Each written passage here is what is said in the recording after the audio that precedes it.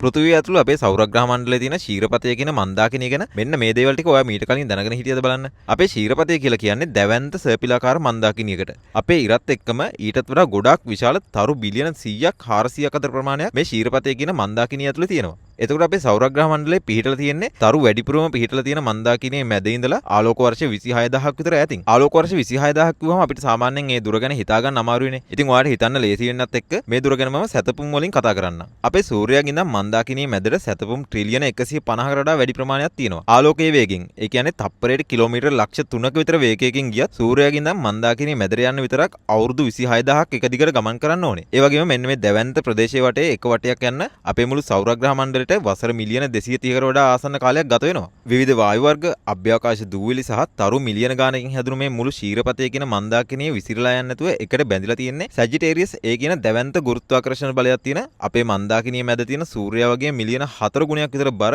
දැවැන්ත කළු කුහරයේ හින්දායි. පුදුම වැඩේ කියන්නේ මේ කළු කුහරයේ තියෙන විශාල බලයේ හින්දාම අපේ මුළු සෞරග්‍රහ මණ්ඩලෙම පැයට සැතපුම් 515000ක විතර හිතා ගන්න බැරි වේගයකින් මේ මන්දාකිනිය ඇතුලේ හැම තප්පරයකදීම ඉස්සරහට ගමන් කරන ගමනුයි තියෙන්නේ. හැබැයි ඉතින් විශ්වය ගැන කතා කරද්දී ටිකක් බය හිතෙන රහසක් තියෙනවා කියන්න. ඒ තමයි ක්ෂීරපතය කියන අපේ මේ මන්දාකිනිය අපිට ළඟම තියෙන ඇන්ඩ්‍රොමීඩා කියන මන්දාකිනිය පැත්තට වේගයෙන් ඇදිලා යනවා. තවත් වසර බිලියන 4ක් හෝ 5ක් යද්දී මේ මන්දාකිනි දෙකම එකිනෙක හැප්පිලා මිල්කොමීඩා කියන අලුත්ම දැවැන්ත මන්දාකිනියක් නිර්මාණය වෙන්නයි යන්නේ. හැබැයි ඉතින් ඔයාලට නම් බය වෙන්න දෙයක් නැහැ. මොකද ඒ වෙද්දි මිනිස් වර්ගය විතරක් නෙමෙයි මුළු පෘථිවියම විනාශ වෙලා තමයි තියෙන්නේ.